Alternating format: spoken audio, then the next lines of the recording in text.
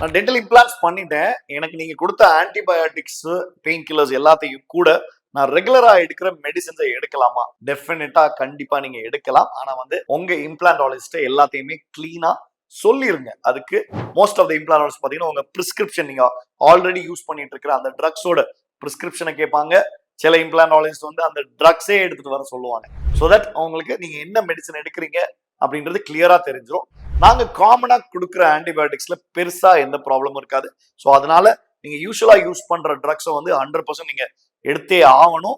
இதுல சில ட்ரக்ஸ் இந்த பிளட் தின்னர்ஸ் மாதிரி நீங்க எடுத்துட்டு இருந்தீங்கன்னா சில டைம்ல நாங்க கொடுக்குற ஆன்டிபயோட்டிக்ஸ் வந்து அந்த இன்னும் வந்து ப்ளீடிங்கை இன்க்ரீஸ் பண்றதுக்கு சான்ஸ் இருக்கு. ஸோ அதனால பிளட் தின்னர் எல்லாம் எடுக்கிறீங்கன்னா 100% உங்க டாக்டர்ஸ்ட மென்ஷன் பண்ணுங்க.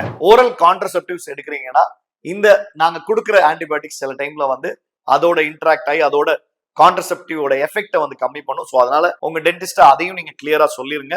மூணாவது மோஸ்ட் இம்பார்ட்டன்ட் திங் வந்து சில ட்ரக்ஸ் நாங்க கொடுக்குற ஆன்டிபயோட்டிக்ஸோட ஆல்கஹால் எடுக்கவே கூடாது. ஸோ நீங்க இம்ப்ளான்ஸ் பண்ணதுக்கு அப்புறமா ஆல்கஹால் அவாய்ட் பண்றது இன்ஃபேக்ட் டோட்டலாக அவாய்ட் பண்றது நல்லது. பட் ஆஃப்டர் இம்ப்ளான்ஸ் 100% நீங்க ஆன்டிபயோட்டிக்ஸ் எடுக்கிறப்ப அவாய்ட் பண்ணிருக்கணும். ஏன்னா ஆல்கஹால் எடுக்கிறவங்களுக்கு வந்து சில டைம்ல வந்து நாசியா டிசீனஸ் மாதிரி சில டைம்ல இன்க்ரீஸ்ட் ஏதாவது ஒரு இஷ்யூஸ் வர்றதுக்கு சான்ஸ் இருக்கு.